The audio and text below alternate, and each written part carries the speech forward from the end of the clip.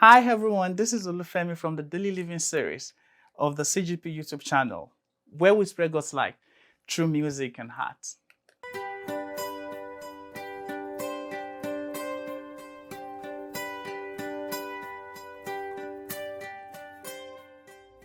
The word wait or the process of waiting could mean different things and could be applicable to different areas of life. But the common understanding is that there is a level of expectation and longing associated with the word wait. Earlier this week, I was going to share a ride with a colleague of mine from work, and the agreement was that I stay at a particular location to be picked up. So on the third day, I got to that spot and I was waiting. So the most convenient thing at that instance was to bring out my phone and I went online. I mean, Instagram or Facebook, I'm not really sure. One of those. So I was just flipping through, just watching. But you know what happened? The colleague of mine got there and actually drove past me while I was waiting. Now I had to literally call her and let her know, hey, you drove past me, I'm here, stuff like that. And when we eventually met, she was like, sorry, I didn't know that was you. I only saw someone that was on the phone. They didn't look like you, and So the experience makes me reflect on the concept of waiting as a Christian. Now, this could be in form of waiting for that promise, the testimony, the miracle, healing, or that special gift that you've been promised through Christ. So the question is, while you wait, what are you doing in the interim? Are you keeping up the faith?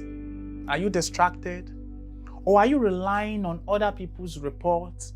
Or maybe you're looking at the statistics relating to that situation or clinical condition. For instance, the survival rate or the verdict of society. And maybe the world's expectation of you.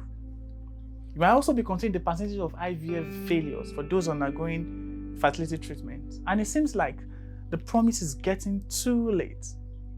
You might even be playing God and trying to fix things by creating a false, comfortable aura around you while you wait. Guess what? All this could increase your level of anxiety. But God's commandment in the book of Philippians chapter 4, verses 6 to 7 isn't for us to be anxious while we wait. On the contrary, do what the apostles did in Acts chapter 1 verse 4, when Jesus instructed them to wait in Jerusalem for the promise that will be revealed. The interesting thing is that the apostles, I would assume, had no clue what form the promise would take or what it was going to look like. Yet, the Bible records in verse 12 of the same chapter that they continued with one accord in prayer and supplication as they wait for the promise. Also, it is important to not get distracted while waiting. For instance, I was at the right location, right? However, I got distracted with my phone. I was on Instagram or Facebook, not knowing when my ride actually passed by. And guess what? I could have been late for work that day. The case of Elijah comes to mind from 1 Kings chapter 19 verse 11. God instructed Elijah to wait on the mountain. Okay? He was on the right spot. The wind came and God wasn't there. The earthquake and then the fire. But God was not present in all those things.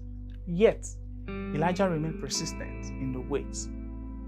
This is why we as Christians, we need to take caution and be very careful while waiting, because not all revelations presented in the course of waiting truly reflect God's promise for that which we are trusting God for. I mean, there are instances in the Bible where God has manifested either through earthquake, through fire, or through wind. As an example, the story of Paul and Silas' imprisonment and freedom from Acts chapter 16 verse 25 comes to mind, where God actually manifested through earthquake. Also, God spoke to Moses amid a burning bush. That's from Exodus chapter 3, which is another reflection of God manifesting using the fire. And in Job chapter 40 verse 6, God responded to Job in a whirlwind. So, following the human reasoning, it is logical to conclude that since God's presence wasn't manifested in either the fire, the earthquake, or the wind, then probably God wouldn't show up anymore in Elijah's case. But you know what happened, right? A still small voice of the Lord came through. and gave Elijah the instructions on the next phase of his assignment. God's response to that situation is very unique, but it needs your faith and consistency to wait for the promise to be revealed. Now, you might think it's getting too long and the wait is daunting. I would encourage you to read Habakkuk chapter 2 verse 3. For the vision is yet for an appointed time, but the end it shall speak. Wait for it, because it will surely come. It will not tarry. I pray that that thing you've been trusting God for shall come true. Amen. I'll conclude with a popular song that says, when it seems like God is coming too late, He's coming in a big way. We appreciate you for stopping by and watching our channel. If this is your first time, please subscribe to the channel and hit the notification tab. Like and share our videos. We'd also like to connect with you in the comment section. Please let us know if you have questions or feedback and suggestions. And see you in the next video. But remember, hold on to the promise, because God has it all figured out. Stay safe and remain blessed. See ya. Bye.